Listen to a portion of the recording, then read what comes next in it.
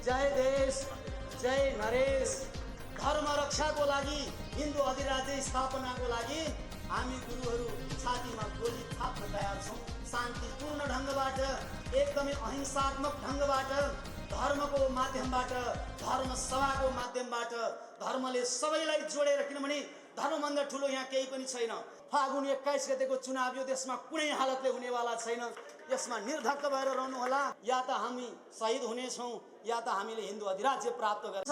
न राजालाई शान्ति हुन्छ, न कुनै जनलाई शान्ति हुन्छ। त्यसैले समादरणीय सज्जनवृन्द, श्रीमद् भागवतमा एउटा उक्ति छ, म तपाईहरूलाई अनुरोध गर्न चाहन्छु।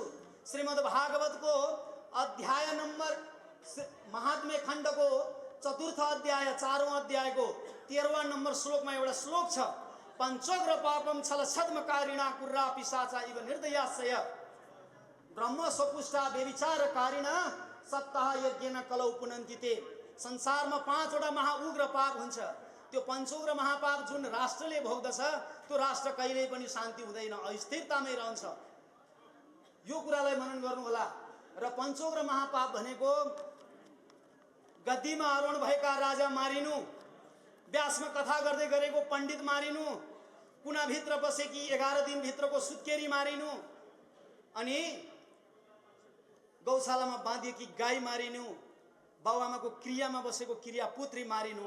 यो पञ्चोग्र पापम छल छद्मकारिणा कुर्रा पिशाचा इव निर्दयाशय, यो श्रीमद् भागवतको श्लोक हो। यो मैले कुनै मुखले आफ्नो मनले बनाएको बनावटी कुरा होइन। त यो पञ्चोग्र महापापलाई निवारण गर्ने, राष्ट्र शान्ति गर्ने यो महायज्ञ हामीले पशुपतिनाथको प्राङ्गणमा गर्दैछौँ माघको 23 गतेबाट। र यो कार्यक्रमको समुद्घाटन हाम्रा अभिभावकज्यूहरूबाट हुनेछ। म अहिले नाम घोषणा गर्न चाहन्न। हाम्रो अभिभावकबाट हाम्रो कार्यक्रमको समुद्घाटन हुनेछ र कार्यक्रमको बीचमा प्रधानमन्त्रीको पनि उपस्थिति रहनेछ। आज मात्रै म बिहान उहाँसँग सल्लाह गरेर फर्केको छु यो बालुवाटारबाट। र यो कार्यक्रम कुनै अर्थ उठाउनको लागि आर्थिकमूलक कार्यक्रम होइन, यो राष्ट्रमुखी कार्यक्रम हो। र यति म कुरा हजुरहरूलाई जानकारी गर्न चाहन्छु। त्यो यज्ञको समापनको दिन शिवरात्रिको भोलिपल्ट 4 गते नेपालभरिका धर्माधीश, पीठाधीश, महन्त, तपाईहरूले कहिले नदेख्नु भएको धर्मगुरुहरूको उपस्थिति त्यहाँ रहनेछ।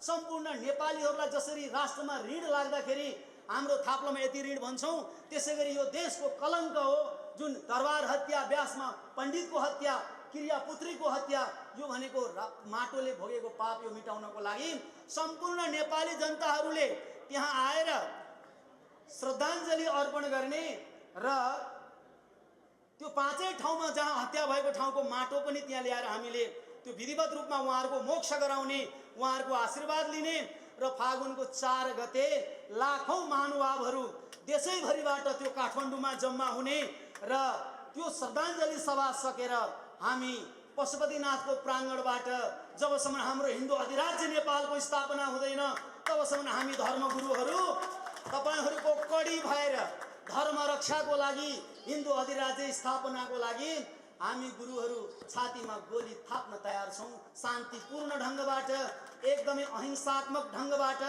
धर्मको माध्यमबाट, धर्म सभाको माध्यमबाट, धर्मले सबैलाई जोडेर, किनभने धर्मभन्दा ठुलो यहाँ केही पनि छैन।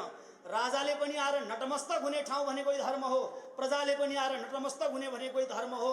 र धर्मले नै राजालाई विष्णुको अवतार मान्ने भएको हुनाले धर्मगुरुहरू अगाडि लागेर तपाईहरू हामीहरू साथमा हातमा हात मिलाएर अब आउने यो फागुनको 4 गते कार्यक्रमको समापन गरी हिन्दू अधिराज्य नेपाल स्थापनाको लागि हामी धर्मगुरुहरू जबसम्म हिन्दू अधिराज्य स्थापना हुँदैन तबसम्म हामी आफ्नो आश्रममा नफर्किने गरी हजारौं धर्मगुरुहरू, नागा साधु सन्तहरू पशुपतिनाथमा अघिल्लो दिन शिवरात्रिमा जम्मा भएका महानुभावहरू हामीहरू हिन्दू अधिराज्यको स्थापनाको लागि अघि बढ्दैछौँ।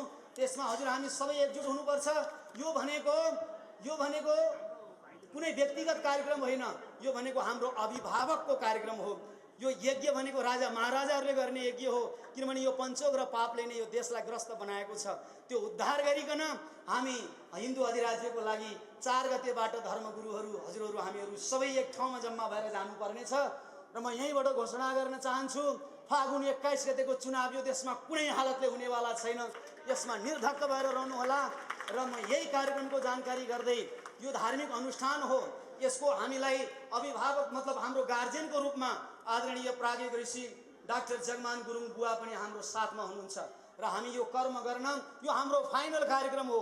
पशुपति र तिरुपतिको एउटा निमित्त भएर हामी यो काम गर्दैछौँ भगवानलाई साक्षी राखेर अनुष्ठान लिएर। या त हामी शहीद हुनेछौँ या त हामीले हिन्दू अधिराज्य प्राप्त गर्नेछौँ। हाम्रो यस्तो प्रण र सङ्कल्प रहेको छ। यसमा हामी सबै एकजुट हुन जरुरी छ। यहाँ जुङ्गाको लडाइँ होइन, यहाँ कुनै पार्टी र कुनै व्यक्तिको विषयले यो हिन्दू अधिराज्य फर्किने होइन। धर्मले नै सबै कुरालाई अटाउँछ, धर्मले नै सबै कुरालाई जोड्दछ। भगवान कृष्ण भन्नुहुन्छ, अर्जुन तिमी कर्म गर तर तिमी कर्ममा निष्ठावान भएर गर, त्यो फल दिने मैले हो, तिमी फलको आशा नगर भन्नुहुन्छ। त्यसैले हामी सबै एकजुट हौँ, हामी सबै लागौँ निस्वार्थ भएर भन्दै म आफ्नो बाणी विराम दिन चाहन्छु। जय कर्मनिष्ठ, जय देश, जय नरेश।